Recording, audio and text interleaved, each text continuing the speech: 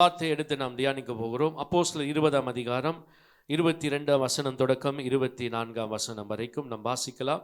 அப்போஸ்தலர் புத்தகம் 20ஆம் அதிகாரம் 22ஆம் வசனம் தொடக்கம் 24ஆம் வசனம் வரைக்கும் நாம் வாசிக்கலாம்.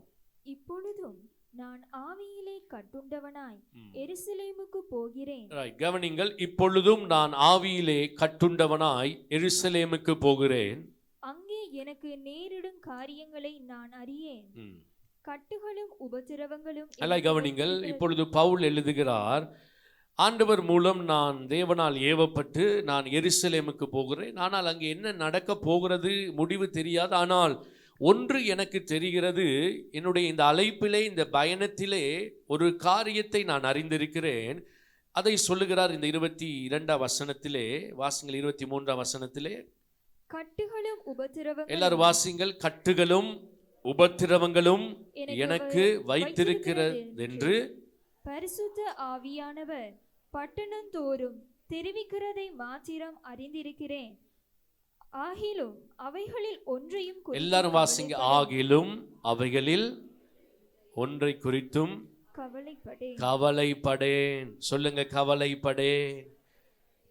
என் பிராணனையும் நான் அருமையாக எண்ணேன். பாருங்க, எல்லாரும் சொல்லுங்க, என் ஓட்டத்தை சந்தோஷத்தோடே முடிக்கவும். ஹல்லேலூயா. கிருபையின் சுவிசேஷத்தை பிரசங்கிக்கும்படி நான் கர்த்தராகிய இயேசுவினிடத்தில் பெற்ற ஊழியத்தை நிறைவேற்றவுமே விரும்புகிறேன். ஆமென். ஹல்லேலூயா. இந்த புதிய ஏற்பாட்டு காலத்தில் என்ன கவனிங்கள், அதிகமாய் உபத்திரவத்தில் போன ஒரு மனிதன் என்றால் அந்த தேவ மனிதன் பவுல் என்று நாம் அடையாளம் காண முடியும். அந்த பவுல் சொல்லுகிறார், நான் எருசலேமுக்கு போகிறேன். என்ன நடக்கும் தெரியாது, ஆனால் ஒன்று தெரிகிறது, ஆவியானவர் நித்தமும் பேசிக்கொண்டே இருக்கிறார். என்ன இருக்கிறது என்றால், கட்டுகளும் உபத்திரவங்களும் எனக்கு இருக்கிறது. ஆகவே நான் அதை முகம் கொடுக்க போகிறேன். நான் எங்க போறேனோ அங்க என்ன இருக்குது? பிரச்சனை இருக்குது. ஹலோ, என்னது? நான் கால் வைக்கிற வரைக்கும் எல்லாம் நல்லா தான் இருக்கும் எருசலேம். நான் என்னைக்கு கால் வைக்கிறேன்னு அப்பதான் வெடிக்கும் சொல்றாரு. என்ன நடக்கும் சொல்லுங்க. சில நேரம் சொல்லுங்க, பாச எனக்கு மட்டும் ஏன் இப்படி நடக்குது? அதுவும் அவருக்கும் அப்படி நடந்து இருக்குது. அப்ப நீங்களும் ஒரு தேவ மனுஷன், இல்லாட்டி ஒரு தேவ மனுஷி. ஒரு ஆமேன் சொல்லுங்க. ஹல்லேலூயா. ஆமேன். இந்த பயணம் மிக முக்கியமானது. நல்லா கவனிங்கள். நானும் நீங்களும் ஒரு ஓட்டத்தில் இருக்கிறோம். இந்த ஓட்டத்திலே நீங்கள் ஒரு பொழுதும் நினைக்க கூடாது களைப்பில்லாமல் ஓட முடியும் என்று நீங்கள் நம்பினால் நீங்கள் சோர்ந்து போவீர்கள். இன்று அநேக தேவ பிள்ளைகள் சோர்ந்து போகிறார்கள், பலவீனப்படுகிறார்கள். அவர்கள் நினைக்கிறார்கள், ரட்சிப்பு அடைந்த உடனே நான் அந்தரத்தில் பறக்கிறேன் என்று நினைக்கிறார்கள். இல்லவே இல்லை. உங்கள் கால்கள் இன்னும் இந்த நிலத்தில் தான் இருக்கிறது. இருந்தால் ஆமேன் சொல்லுங்கள். ஆமேன். இன்று அநேகர் பிரசங்கிப்பார்கள், ஆண்டவர் உங்களை தாளாட்டி சுமந்து எல்லாம் செய்து அப்படியே மெத்தை மேல் வைத்து உன்னை சுமந்து கொண்டே இருப்பார், நீ நன்றாய் சொகுசாவாய் இருப்பாய் என்று. ஆனால் நான் சொல்லுகிறேன், இந்த சபைக்குள் இருக்கிற யாரும் அப்படி இல்லை. ஆமென் சொல்லுங்க. எல்லா சூழ்நிலைகளிலும் கர்த்தர் உங்களோடு கூட இருக்கிறார். உங்களுக்கு நன்மையானவைகளும் வந்திருக்கிறது, சில தீமையானவைகளும் வந்திருக்கிறது. ஆசீர்வாதங்களும் வந்திருக்கிறது, சில இழப்புகளும் வந்திருக்கிறது. சந்தோஷமும் வந்திருக்கிறது, சில துக்கங்களும் வந்திருக்கிறது. அப்படித்தானே? ஆமென். ஆனால் இவை எல்லாவற்றிலும் உங்களோடு கூட இருந்து இந்த ஓட்டத்தை வெற்றியாய் முடிக்கக்கூடிய சர்வ வல்லமுள்ள தேவன் உங்கள் கரம் பற்றி உங்களோடு நடந்து வருகிறார். கேக் சாப்பிட்டு இருக்கீங்களா? ஹலோ, கேக் சாப்பிட்டு இருக்கீங்களா?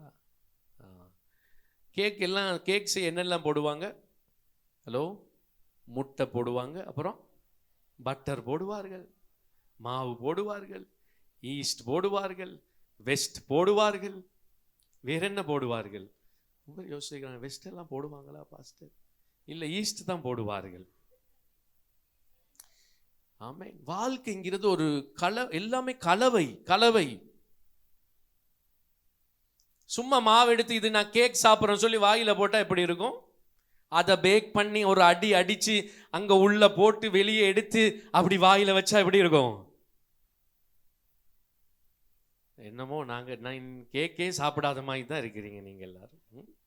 நல்ல டேஸ்டா இருக்குதா? வாழ்க்கையும் அப்படிதான். இந்த வாழ்க்கை பயணமும் அப்படித்தான் அடிக்கடி பலவீனப்படுகிற சந்தர்ப்பம் உண்டு. நாங்கள் நின்று போகிற தருணங்கள் உண்டு. எப்பயுமே இந்த வாழ்க்கை ருசியாக இருக்கும், எல்லோரும் உங்களை ருசியாக நடத்துவார்கள் என்று நினைப்பீர்களானால் அது தவறு. இந்த வாழ்க்கை பயணத்திலே கசப்புகள் உண்டு, மனஸ்தாபங்கள் உண்டு, வேதனைகள் உண்டு, தடைகள் உண்டு. இவை எல்லாவற்றையும் சேர்த்து கொண்டுதான் நீங்கள் என்ன செய்ய வேண்டும்? ஓடணும். ஓடுறீங்கன்னா ஒரு ஆமேன்னு சொல்லுங்க. ஹலோ, பாருங்க, பவுல் அருமையாய் சொல்லுகிறார். அதாவது புதிய ஏற்பாட்டு காலத்திலே ஓட்டத்தை வெற்றியாய் முடித்தேன் என்று உறுதியாய் எழுதின பவுல் சொல்லுகிறார், நான் ஓட்டத்தை முடித்தேன். ஆனால் இந்த ஓட்டத்தை முடிப்பதற்கு நான் எப்பொழுதும் சொகுசாய் ஓடவில்லை. என்னுடைய வலது புறத்திலும் என் இடது புறத்திலும் துன்பம் இருந்தது, கட்டுகள் இருந்தது, அவமானம் இருந்தது, நிந்தை இருந்தது. ஆனால் என் ஓட்டம் சோர்ந்து போகவில்லை. என் ஓட்டத்திலே நான் கண்ணீரோடு ஓடவில்லை. என் ஓட்டத்திலே முறுமுறுத்து ஓடவில்லை, வேதனையோடு ஓடவில்லை. என் ஓட்டத்தை இதன் மத்தியிலே நான் ஜெயமாய் சந்தோஷமாய் நான் ஓடுகிறவன். ஆமென் சொல்லுங்க. ஆமென். ஆண்டவர் இதை தான் உங்களுக்கு இன்று கற்றுக் கொடுக்கிறார். கடவுளிடத்திலே எதை கேளுங்கள், பிரச்சனை இல்லாத வாழ்க்கை கேட்க வேண்டாம். அப்படி ஒரு வாழ்க்கை இந்த பூமியில் இல்லவே இல்லை. பிரச்சனை இல்லாத பிள்ளைகள் தாரும் இந்த பூமியில் இல்லவே இல்லை. இருந்தால் ஆமேன் சொல்லுங்கள். இல்லை. ஆமேன். பிரச்சனை இல்லாத ஒரு கணவன், பிரச்சனையே கொடுக்காத, உங்களை சோர்வுக்கே உட்படுத்தாத ஒரு மனைவி, ஆமேன் சொல்லுங்கள். ஆமேன். உங்களை புரிந்து, உங்களோட இருக்கிறவங்க எல்லா விஷயமும் உங்களை புரிந்து கொண்டார்கள் என்று உங்களால் சொல்ல முடியுமா? சொல்ல முடியாது. எங்களுக்கு இந்த ஓட்டத்துக்கு என்ன தேவை தெரியுமா? இந்த ஓட்டத்துக்கு தேவ பலன் தேவை. சில நேரங்களில் களைத்து போகிறோம். நான் களைச்சு போயிருக்கிறேன், நான் உண்மையாவே சொல்றேன். நான் சில நேரம் சொல்லுவேன், எனக்கு ஏலா ஆண்டவரே, இதுக்கப்புறம் எனக்கு ஏலா, என்னை விட்டுருங்க. சொல்லியிருக்கிறீங்களா? நான் சொல்லியிருக்கிறேன், இதுக்கு முடியாத ஆண்டவரே, இதுக்கப்புறம் ஜெபிக்க கூட எனக்கு பலன் இல்லை, எனக்கு ஜெபிக்கிறதுக்காவது பலன் தாங்க. இதுக்கப்புறம் உங்க சித்தம் எனக்கு பலன் இல்லை, எனக்கு பலன் தாங்க ஆண்டவரே, சத்துவம் தாங்க ஆண்டவரே. பிரச்சனையே இல்லாத ஒரு சபை தாங்க அப்படின்னா சீக்கிரம் என்னை எடுத்துருவாரு மேல. ஹலோ, பிரச்சனை இல்லாத தாங்கன்னா என்ன நடக்கும்? முடிவு போஸ்டர் அடிச்சிட வேண்டியதுதான். விரக்தி இருக்கு. ரொம்ப பேர் மனசுல விரக்தி இருக்கு. நீங்க குடும்பம் நடத்துறீங்க, விரக்தி இருக்குது. ஊழியம் செய்யறீங்க, மனசுல விரக்தி இருக்குது. வேலை செய்யறீங்க, விரக்தி. காலாகால கஷ்டப்படுற, முன்னேற்றம் இல்லை, சமாதானம் இல்லை என்கிற சில பேருக்கு அந்த விரக்தியோடு வாழ்கிறார்கள். இதுக்கெல்லாம் காரணம் என்ன தெரியுமா? நான் நினைக்கிறேன், நான் ஓடுறது, நான் மட்டும் என் பலத்தில் ஓடுறேன், அழுது கொண்டே ஓட வேண்டும், முறுமுறுத்து கொண்டே ஓட வேண்டும், இது கண்ணீரோட ஓட வேண்டும். நல்ல கவனிங், இந்த ஓட்டத்தில் பாடுகள் இருக்குது, துக்கம் இருக்கு, உபத்திரவம் இருக்கிறது, நிந்தைகள் இருக்கிறது, அவமானங்கள் இருக்கிறது. ஆனால் இது கண்ணீரோடு ஓடுகிற ஓட்டம் அல்ல, இது சந்தோஷமாய் ஓடி முடிக்கிற ஓட்டம். ஆமென். பவுல் சொல்றாரு, ஆகிலும் அவைகளை ஒன்றை குறித்தும் கவலைப்படேன், என் பிராணனையும் நான் அருமையாக எண்ணேன், என் ஓட்டத்தை சந்தோஷத்தோட. சொல்லுங்க சந்தோஷம், சொல்லுங்க சந்தோஷம். இந்த சீசர்கள் கரைக்கு கடந்து அக்கறைக்கு போகும் பொழுது ஒரு பெரிய புயல் காற்று அடித்தது. கலை, கடல், அலை எல்லாம் ரொம்ப கொந்தளிச்சு என்ன நடந்தது என்றால், அவர்கள் வேக வேகமாய் தண்டு வலித்தார்கள். என்ன வலித்தார்கள்? சொல்லுங்க, தண்டு வலித்தார்கள். பாருங்க, இயேசு 6 கிலோமீட்டர் போனதுக்கு அப்புறம் தான் இயேசு வருகிறார். அது வரைக்கும் என்ன செய்ய வேண்டும்? சொல்லுங்க, என்ன செய்ய வேண்டும்? ஏலேலோ ஐலசா. சொல்லுங்கள், சத்தமா சொல்லுங்க. சிரிச்சிட்டே செய்ய முடியுமா? ஆனா பவுல் செஞ்சிருக்கிறார். ஒரு ஆமென் சொல்லுங்க. நீங்க தண்டு வலிக்கணும் உங்க வாழ்க்கையில. சில நேரம் நீங்க தனியே, நீங்க பலனா நிக்கணும். அது குடும்பமா இருக்கலாம், ஊழியமா இருக்கலாம், எதுவா வேண்டுமானாலும் இருக்கலாம்.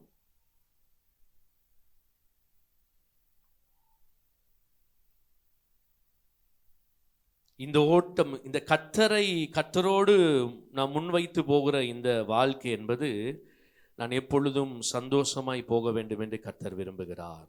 ஒரு ஆமென் சொல்லுங்க. சந்தேகத்தோடு நான் கர்த்தரை பின்பற்றுகிறவன் அல்ல, சந்தோஷத்தோடு அவரை பின்பற்றுவேன். சொல்லுங்க, சந்தேகத்தோடு கர்த்தரை பின்பற்றாமல் சந்தோஷத்தோடு நான் அவரை பின்பற்றுவேன். ஆமென், அல்லேலூயா. அப்ப கசப்புகள் உண்டு, ஒரு ஆமென் சொல்லுங்க, நல்லா சொல்லுங்க. வெறுப்புகள் உண்டு, அவமானங்கள் உண்டு, காயங்கள் உண்டு, சில சங்கடங்கள் உண்டு. ஆமென். இருக்கா? இருக்குதா? இருக்குது. ஆமென். சில தூசிப்புகள் உண்டு, சில இழப்புகள் உண்டு, சில நஷ்டங்கள் உண்டு, சில புரிந்து கொள்ளாமைகள் உண்டு, சில கோபங்கள் உண்டு, சில புறக்கணிப்புகள் இருக்கிறது. இவை எல்லாவற்றிலும் தான் நானும் நீங்களும் ஓட வேண்டும். ஆமென் சொல்லுங்க. ஆனாலும் நான் சொல்றேன், உங்க ஓட்டத்தை நீங்க முடிக்கிற நேரம் நீங்க சந்தோஷமா முடிப்பீங்க, சமாதானமா முடிப்பீங்க. உங்களோடு ஓடி வருகிறவர் சர்வ வல்லமுள்ள தேவன் உங்களோடு வருகிறார். ஆமென். பாருங்க, அப்ப காயங்களை மனதில் வைத்துக்கொண்டு கண்ணீரை மனைத்து வைத்துக்கொண்டு ஓடுகிற ஓட்டம் அல்ல. இதன் மத்தியில நான் ஜெயமாய் ஓடுவேன். சொல்லுங்க, நான் ஜெயமாய் ஓடுவேன். ஹல்லேலூயா. இயேசு கூட சிலுவைக்கு போக முன்னுக்கு அவர் ஜெபிக்கிறார், பிதாவே என்னால் முடியவில்லையே. அவர் கடவுள் தான் 100%, அவர் மனிதன். ஒரு இடத்திலே வந்து அவர் சொல்லுகிறார், பிதாவே என்னால் முடியவில்லை. அப்பொழுது வேதம் சொல்லுகிறது, ஒரு தேவ தூதன் இறங்கி அவரை பலப்படுத்தினான். ஆமென் சொல்லுங்க. இன்னைக்கு கர்த்தர் அதை தான் உங்களுக்கு செய்ய விரும்புகிறார்.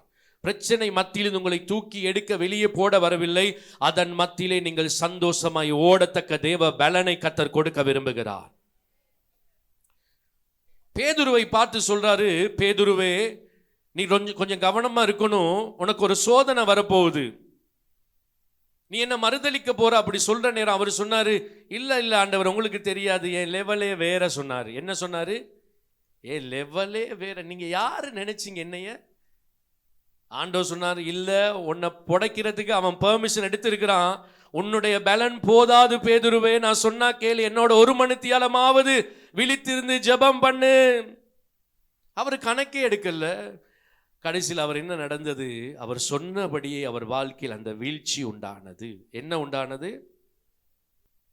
அப்ப பவுலின் சந்தோஷ ஓட்டத்திற்கும் சமாதான ஓட்டத்திற்கும் காரணம் என்னவென்றால் தேவ பலன். சொல்லுங்க, தேவ பலன். சந்தோஷத்தையும் சமாதானத்தையும் சூழ்நிலைகளில் தேட வேண்டாம், அது எப்பொழுதும் உங்களை ஏமாற்றிக் கொண்டேதான் இருக்கும். ஆமென். புரிஞ்ச ஒரு ஆமென் சொல்லுங்க. சந்தோஷத்தோடும் சமாதானத்தோடு நீங்க ஓட வேண்டுமானால், சகிப்பு தன்மையோடு ஓட வேண்டுமானால், பொறுத்து கொண்டு ஓட வேண்டுமானால், அதை சூழ்நிலைகளில் தேட வேண்டாம். நீங்கள் எப்பொழுதும் தோல்வி அடைந்த நபராக நிற்பீர்கள். சந்தோஷம் என்பது, சந்தோஷமா இருன்னு சொல்றீங்களே பாஸ்டர், எப்படிதான் இருக்கிறது? இருக்கிற மாதிரியா வாழ்க்கை இருக்குது? நான் கேட்கிறேன், சந்தோஷமான சூழ்நிலை யாருக்கு தான் இருக்குது? ஹலோ, சந்தோஷமா இருன்றீங்க, நல்லா ஓடுன்றீங்க. எப்படி ஓடுறது? எப்படி சந்தோஷமா இருக்கு, சமாதானமா இருக்கிற மாதிரியா வாழ்க்கை இருக்குது? பவுலுக்கு அப்ப எப்படி இருந்துச்சு? நான் சொல்றேன், இந்த உலகத்துல யாருக்கு தான் நல்ல சூழ்நிலை இருக்கிறது?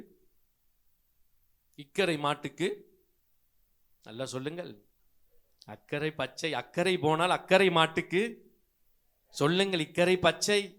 அவ்வளவுதான்.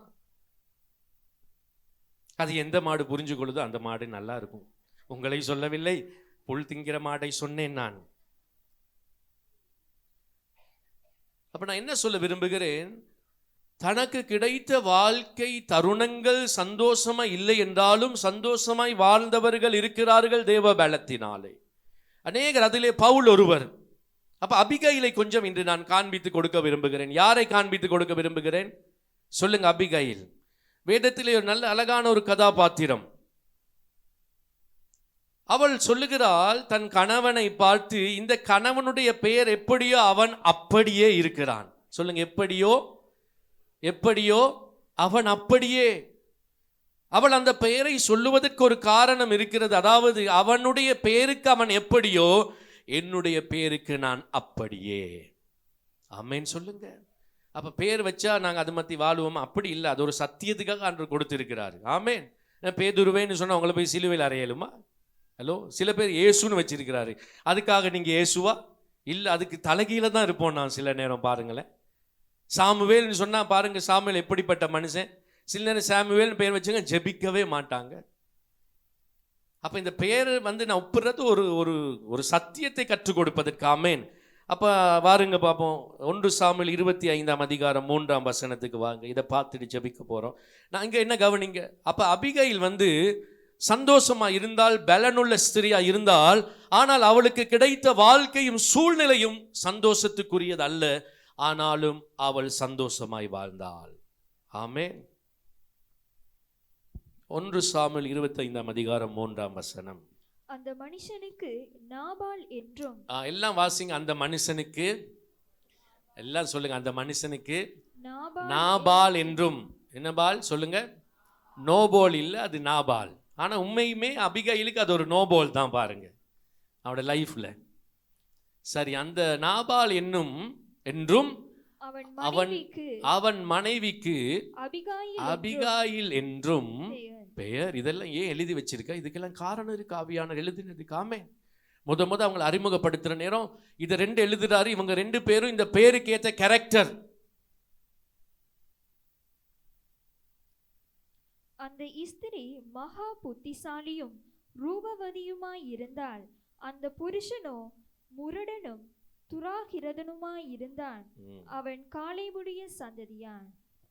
பாருங்க, இப்ப இந்த அறிமுகம் இன்னொன்று இருக்கு பாருங்க. அதையும் வாசிச்சுட்டே நாங்க அவரோட அர்த்தத்தை பார்ப்போம். வாசிங்க பார்ப்போம். அதுக்கு 25ஆம் அதிகாரம் 25ஆம் வசனத்தையும் வாசிங்கள். 25ஆம் வசனத்தையும் வாசிங்கள். என் ஆண்டவனாகிய நீர் நாபால் என்னும் இந்த பேலியாளின். நல்ல கவனிங்க. இப்ப நான் என்ன சொல்லுகிறேன், இந்த பவுல் வெற்றியோடு உபத்திரவங்கள் மத்தியிலே தன் ஓட்டத்தை முடித்தார். ஒரு ஆமென் சொல்லுங்க. நீங்களும் ஜெயமா ஓடுவீங்க. ஆனா உங்களுக்கு சவால் இருக்குது. நீங்க விரக்தி அடைகிற இடம் இருக்கு, சோர்ந்து போற, வெறுத்து போயிருக்கிற இடம் இருக்குது. இது என்னடா வாழ்க்கை? சில நேரம் ஏன் என்ன புரிஞ்சு கொள்ளல, எனக்கு இதுக்கு மீறி போக முடியுமா, எனக்கு அப்புறம் இதுக்கப்புறம் நல்ல எதிர்காலம் இருக்கு, இப்படி எல்லாம் மனதிலே மனிதனுக்கு வருகிறது. சோர்ந்து போகிறோம், மனம் உடைந்து போகிறோம். நான் சொல்லுகிறேன், அது எல்லாருடைய வாழ்க்கையிலும் இருக்கிறது. ஆனால் இந்த வாழ்க்கையில் அப்படிப்பட்ட சூழ்நிலை நீங்கள் பலனாய் ஓடக்கூடிய ஒரு ஓட்டத்தை கர்த்தர் உங்களுக்கு கொடுத்திருக்கிறார். பலன் கொடுக்கிறவர் உங்களோடு இருக்கிறார். ஆமென் சொல்லுங்க. இருக்கிறார் உங்களோடு. நான் கேட்கிறேன், இதன் மத்தியிலே நீங்க ஜெயமா ஓடணும். அதுதான் வெற்றி வாழ்க்கை. ஆமென். சோர்ந்து போய் கைவிட்டு நான் பின்னிட்டு போகிறவன் அல்ல, மன வெறுப்படைந்து வாழ்க்கையை விட்டு விடுகிறவன் அல்ல. என்னுடைய அழைப்பு பெருமதியானது. ஒரு கையை வைத்து சொல்லுங்க, என்னுடைய அழைப்பு பெருமதியானது. அழைப்பு என்றால் ஊழியம் மட்டுமல்ல, குடும்பம், நீங்க பிள்ளைகளை கடவுளுக்காக வளர்ப்பது, நீங்கள் செய்கிற காரியங்கள் எல்லாமே ஒரு அழைப்பு தான். அப்ப இந்த அபிகைலுக்கு சந்தோஷமாய் போகக்கூடிய வாழ்க்கை இல்லை. ஆனால் வேதம் சொல்லுகிறது, அவள் சொல்லுகிறாள், என்னுடைய கணவனுடைய பெயர் நாபால், அவன் பேரை போலவே இருக்கிறான். ஆனால் நானோ அபிகாயில். அபிகாயில் என்றால் என்ன? வாசிங்க, இதை வாசிச்சிருவோம். என் ஆண்டவனாகிய நீர் நாபால் என்னும் இந்த பேலியாளின் மனுஷனை ஒரு பொருட்டாக என்ன வேண்டாம். இது யாருக்கு சொல்லுகிறாள்? தாவீதுக்கு சொல்றா. யாரை குறித்து சொல்லுவது? சொல்லுங்கள். மனைவி கணவனை குறித்து சொல்றா. அவருக்கு கிடைச்ச வாழ்க்கையை பாருங்க, ஒரு லிஸ்டே போடுறா தெரியுமா. அப்புறம் அவன் பேர் எப்படியோ அப்படியே அவனும் இருக்கிறான். அவன் பேர் சொல்லுங்கள், நல்லா சொல்லுங்க, நாபால். அவனுக்கு பைத்தியமும் இருக்கிறது. உம்முடைய அடியாளாகிய நானோ என் ஆண்டவன் அனுப்பின வாலிபரை காணவில்லை. ஹல்லேலூயா.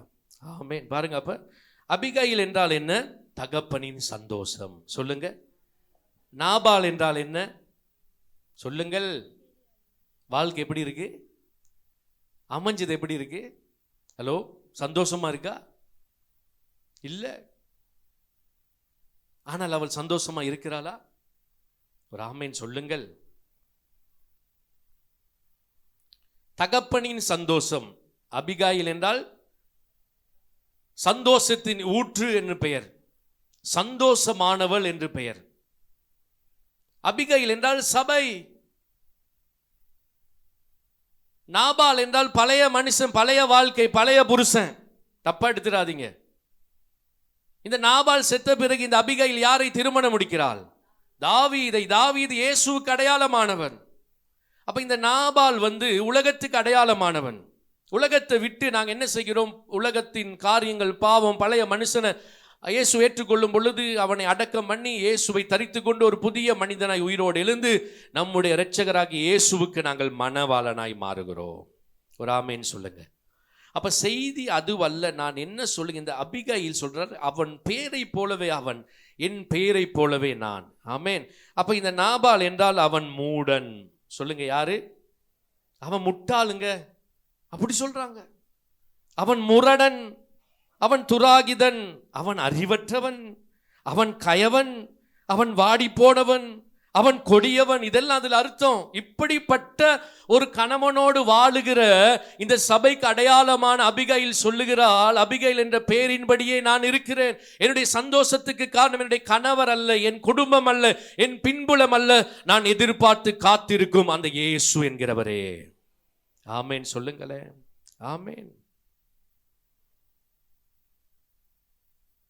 அப்ப கவனிங்கள், இந்த இடத்துல என்ன சம்பவம் நடைபெறுகிறது என்றால், இந்த நாபால் இடத்திலே தாவீது ஒரு உதவி கேட்கிறார். அந்த உதவியை அவன் செய்யவில்லை. பல காரியம் இருக்கு, அதெல்லாம் நான் பேசவில்லை. ஆனால் என்ன சொல்லுகிறேன், அவன் எதிர்த்து பேசியபடியினாலே, அவனுக்கு தாவீதுக்கு உதவி செய்யவில்லை என்றபடியினாலே, இந்த நாபாலை கொல்லுவதற்கு தாவீது வரும் பொழுது அந்த தாவீதுக்கு எதிர்பட்டு போய் இந்த ஸ்திரீ சொல்லுகிறாள், என்னுடைய கணவர் எனக்கு வாய்த்த வாழ்க்கை ஓஹோ ஆஹா என்று இருக்கிறது. எப்படி இருக்கிறது? ஆமேன். அப்படியா இருக்கிறது? இல்லவே இல்லை. அவன் என்ன சொல்ல வரார், இந்த மனுஷனுக்கு மூடு எப்ப மாறும்னு சொல்லி யாருக்கும் தெரியாது.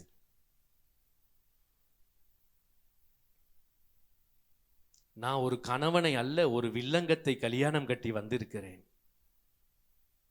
என்ன ஒரு மாதிரி பார்க்கிறீர்கள் சில பேர், என்ன நடக்கிறதோ தெரியவில்லை. கர்த்தர் உங்களை ஆசீர்வதிப்பாராக. ஒரு ஆமேன் சொல்லுங்கள். வேதம் சொல்லுறது அவன் ஒரு வில்லனை போல. ஹலோ, எப்படி வில்லன்? சில வீட்டுகளில் சில கணவன் வில்லன் தான், சில மனைவியும் வில்லி தான். சொல்ல வேண்டாம் போய். புரிந்து கொள்ளாதவன். இதெல்லாம் அதில் அர்த்தம் இருக்குது. அவன் சொல்ற, இதுவரைக்கும் நான் வாழ்ந்து இருக்கிறேன், சும்மா கிடையாது. நீங்க அபிகையில சும்மா பார்க்காதீங்க. அந்த நாட்களில் பெண்கள் வெளியே வந்து ஆண்களோடு சமரசம் பேசுவது கிடையாது. இவளுக்கு அந்த அளவுக்கு பலன் இருக்குது, சும்மா கிடையாது. ஒரு கணவன் செய்ய வேண்டிய பலனை தரித்து கொண்டு ஒரு ராஜாவாக போக வேண்டிய ஒரு பிரதானியாய் நிற்கிற அந்த தாவீதிடத்திலே வந்து பேரம் பேசுகிறாள். வேலையால் கூட உடனே வந்து அந்த செய்தியை யாருக்கு சொல்லுகிறார் என்றால், அந்த நாபாலுக்கு சொல்லவில்லை, சொன்னது அபிகாயிலுக்கு சொன்னது. காரணம், அந்த இடத்திலே நல்ல தேவ பலனாய் அந்த குடும்பத்தை நடத்தினது இந்த அபிகாயில் தான். ஒரு ஆமேன் சொல்லுங்க. ஆமேன். சில நேரம் அப்படித்தானே, யாருக்காவது சொல்ல முடியுமா? உண்மையாய் நான் கேட்கிறேன், உங்களை புரிந்து கொண்ட, உங்களை எல்லா விஷயத்திலும் உங்களை புரிந்து கொண்ட ஒரு துணை உங்களோடு இருக்கிறதா? இயேசுவே ஸ்தோத்திரம். இல்லை. அது எப்போ மூஞ்ச தூக்கும் தெரியாது, முறைக்கும் தெரியாது, எதை புரிஞ்சு கொள்ளும் சொல்லி தெரியாது, புரிஞ்சு கொள்ளாது சொல்லி தெரியாது, எதுக்கு பிடிவாதம் பிடிக்கும் சொல்லி தெரியாது. இன்னைக்கு ஒரு மாதிரி இருக்கும், நாளைக்கு ஒரு மாதிரி இருக்கும். இப்போ சிரிச்சிட்டு தூங்குவான், காலையில் எலும்புக்குள்ள முறைச்சிட்டு தூங்குவான், நல்லா சிரிச்சிட்டு பேசுவான், நாளைக்கு என்ன செய்வான், பேசாம 2 நாள் இருப்பான். இவன் ஒரு மனிதனா? அப்படியெல்லாம் இருக்குது. இதைதான் என்ன சொல்லுகிற அபிகாயில் சொல்லுகிறார். அவளுக்கு சந்தோஷமாய் வாழக்கூடிய வாழ்க்கை அமையவில்லை. ஆனால் அவள் மன மகிழ்ச்சியிலே சந்தோஷம் உள்ள ஒரு நல்ல ஒரு பலன் உள்ள ஒரு மகள். ஒரு ஆமேன் சொல்லுங்க. சபை அப்படித்தான் இருக்கணும். நான் சொல்லுகிறேன், சில நேரம் நீங்க அதிகமாய் அதைரியப்படுவது, வேதனைப்படுவது உங்களோடு வாழுகிறவர்கள் நிமித்தம், உங்களோடு இருக்கிறவர்கள் நிமித்தம். சிலர் நீங்க நல்லா பாலூட்டி சீராட்டி வளர்த்த பிள்ளைகள் உங்களை என்ன செய்ய மாட்டார்கள், புரிந்து கொள்ள மாட்டார்கள். வேதனை சும்மா கிடையாது. ஒரு தாய் எவ்வளவு கஷ்டப்பட்டு ஒரு பிள்ளையை வளர்க்கிறீர்கள். ஆனா ஆண்டவர் சொல்றார், இந்த வேதனை எல்லாம் இருந்தாலும் உன்னை பலப்படுத்தி திடப்படுத்தி அந்த குடும்பத்தை கடைசியிலே வெற்றியின் பாதையிலே கொண்டு வந்து நிறுத்துகிற தேவன் உங்களோடு கூட இருக்கிறார். ஒரு ஆமேன் சொல்லுங்க. ஆமேன். அப்ப நான் என்ன சொல்ல விரும்புகிறேன், சந்தோஷம் என்பது நபர்களோடு சம்பந்தப்பட்டதல்ல, அது கடவுளுடைய பலனோடு சம்பந்தப்பட்டது.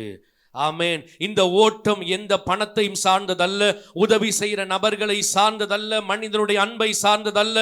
இந்த ஓட்டம் என்பது கர்த்தருடைய பலனை சார்ந்தது. பலன் உள்ளவர்கள் தளர்ச்சி அடைவதில்லை.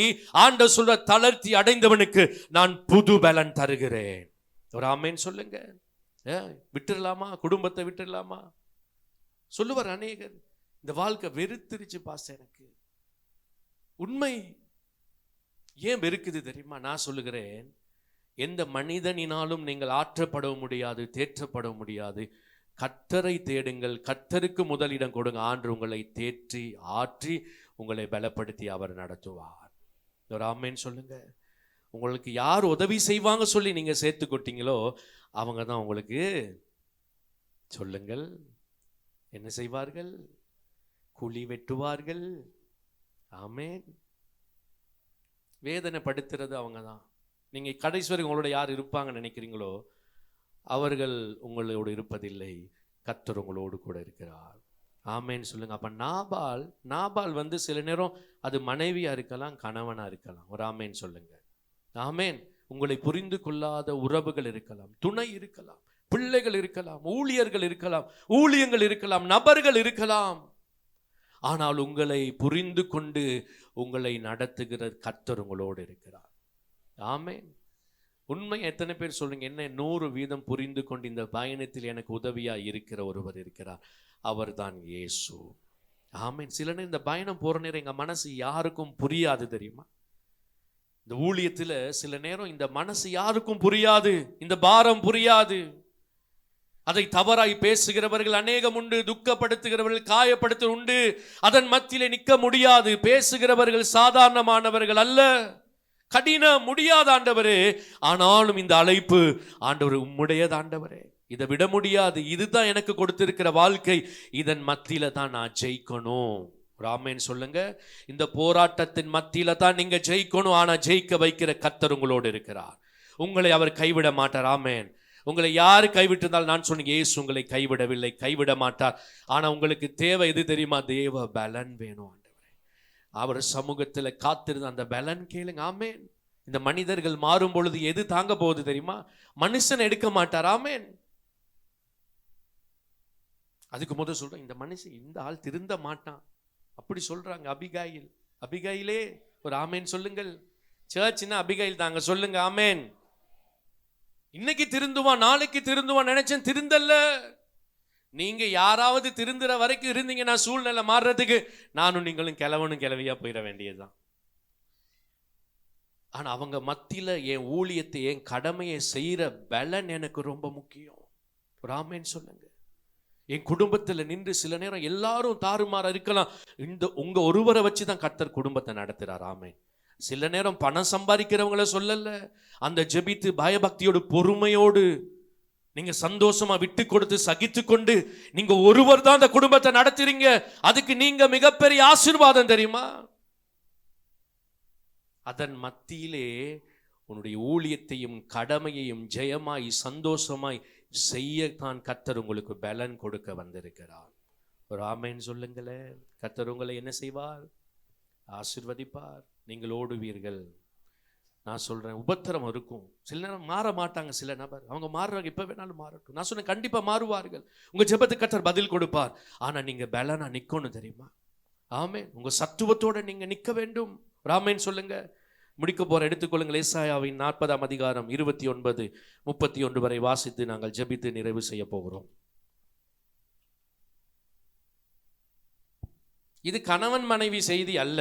இதிலே நான் சொல்ல வந்தது, ஒரு மனைவிக்கு கிடைத்த வாழ்க்கை சந்தோஷத்துக்குரியதல்ல. ஆனால் அவள் சொல்லுகிறார், என்னுடைய பெயருக்கேற்ற சந்தோஷமான வாழ்க்கை நான் வாழுகிறேன். ஆமென் சொல்லுங்க. வாசிங்கள். இந்த வார்த்தையை வாசித்து ஜபிக்கு போவோம். எல்லாம் சத்தமா வாசிங்க. சோர்ந்து போகிறவனுக்கு, நல்லா சோர்ந்து போகிறவனுக்கு அவர் பலன் கொடுத்து என்ன செய்கிறார்? சோர்ந்து போகிறவனுக்கு அவர் பலன் கொடுத்து, சத்தமா, சத்துவம் இல்லாதவனுக்கு சத்துவத்தை பெருக பண்ணுகிறார். கையை வைத்து ஒரு ஹல்லேலூயா சொல்லுங்க. ஹல்லேலூயா. அவர் என்ன செய்கிறார்? நீங்கள் சோர்ந்து போகும் பொழுது அவர் என்ன செய்கிறார்? உங்களுக்கு பலன் தருகிறார். ஆமென் சொல்லுங்க. இது ஏன் வாழ்க்கை, நான் ஓடி போக முடியாது. இது ஏன் அழைப்பு, இது ஏன் ஊழியம், இது என் குடும்பம், இது என் பிள்ளைகள், இது என்னுடைய தேசம், என்னுடைய தொழில். நான் ஓடி போக முடியாது. ஒன்றும் இல்லாமல் ஜெயிக்கிறவனை பார்க்கிலும் சவால்கள் உபத்திரம் மத்தியிலே சந்தோஷமாய் ஜெயிக்கக்கூடிய ஒரு பலன் இருக்குமானால் நான் சொல்லுகிறேன், அதுதான் தெய்வீக பலன், பரத்திலிருந்து வருவது. அவர்கள் அவருடைய முடிவை காணும் பொழுது சந்தோஷத்தோடும் சமாதானத்தோடும் அதன் முடிவை காண்பார்கள். பாண்டவர் சொல்றார் அடுத்த வசனம், இளைஞர் சொல்லுங்க, இளைஞர் என்ன செய்வார்கள்? இலைப்படைந்து சோர்ந்து போவார்கள். இன்னைக்கு இளைஞர் எல்லாம் சோம்பேறிகளாக இருக்கிறார்கள். 10 மணி வரைக்கும் தூங்குறாங்க, நல்லா தூங்குது. வேலைக்கு சில பேர் போறது இல்லை, லேட்டா போறது, சர்ச்சுக்கும் லேட்டா வாரது. அவன் சும்மாவே இலைப்படைஞ்சு தான் இருக்கிறான் பாருங்க. ஹலோ, உண்மையா இல்லையா? கோவிக்க வேண்டாம்.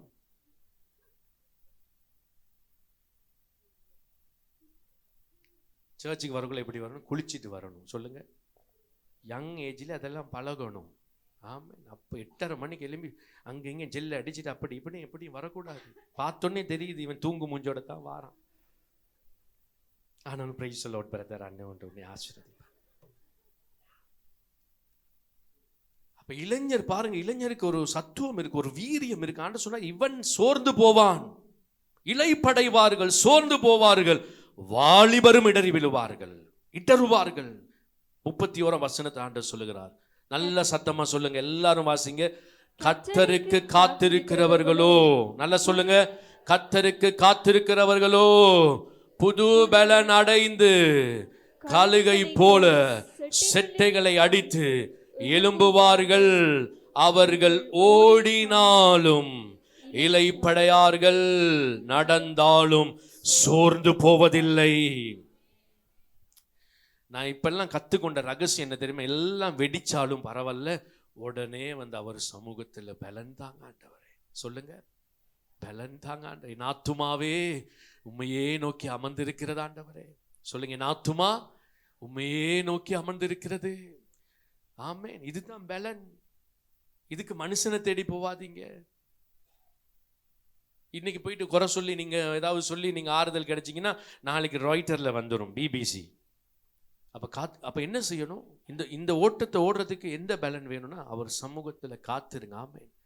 பலப்படுத்துங்க, உங்களை நிரப்பிக்கொள்ளுங்க. ஆண்டவர் பலன் தாங்க. ஒரு ஆமேன் சொல்லுங்க. இந்த மனுஷனோட வாழ பலன் தாங்கப்பா. ஆமேன் சொல்லுங்கள். இந்த மனுஷியோட வாழ பலன் தாங்கப்பா. இந்த மூஞ்சி மாறுற நேரெல்லாம் இந்த மூஞ்சை சகிச்சு கொள்ள பலன் தாங்க ஆண்டவரே. ஸ்தோத்திரம். ஆமேன் சொல்லுங்கள். ஆமேன். அதுக்காக டிவோர்ஸ் பண்ணலுமா, வீட்டை விட்டு போயிலுமா, சண்டை பிடிக்கலுமா? வேணா. கத்துனா கத்திட்டு போட்டு நான் வாயை மூடிட்டு ஸ்தோத்திரம் பண்ணிட்டே இருப்பேன். அது பலவீனம் அல்ல, அது சிலுவையின் பலன். சொல்லுங்க, என்ன பலன்? சிலுவையின் பலன். இயேசு செவிடனா இருந்தார். எப்படி இருந்தார்? செவிடனா இருந்தார், ஊமையா இருந்தார். சிலுவையில பேச முடியாதா? பேசக்கூடியவர், சர்வ வல்லமுள்ள தேவன். இது உண்மை. பிள்ளைகள் போராட்டங்கள், பிரச்சனை வார நேரம் எல்லாம், நிந்தைகள், அவமான வார நேரம், அந்த பலன் அவர் சமூகத்தில் உங்களை நிரப்பிக் கொள்ளுங்கள். ஆண்டு உங்களை ஆசீர்வதிப்பார். அவரை முன்னுக்கு வைங்க. ஆமேன். யாரை முன்னுக்கு வைக்கணும்? டேடியை பின்னுக்கு வைங்க, முன்னுக்கு வைங்க. சொல்லுங்க, டேடி முன்னாடி, கேடி பின்னாடி. இல்லை இல்லை, அப்படி சொல்லாதீங்க, நான் பின்னாடி. ஆமே சொல்லுங்க, டேடி முன்னாடி, நான் பின்னாடி. அப்படி போய் பாருங்க, நீங்க நல்லா இருப்பீங்க. ஆமே. சோர்ந்து போக மாட்டீங்க. சோர்ந்து போகிறதுக்கு அவர் பலன் கொடுக்கிறார்.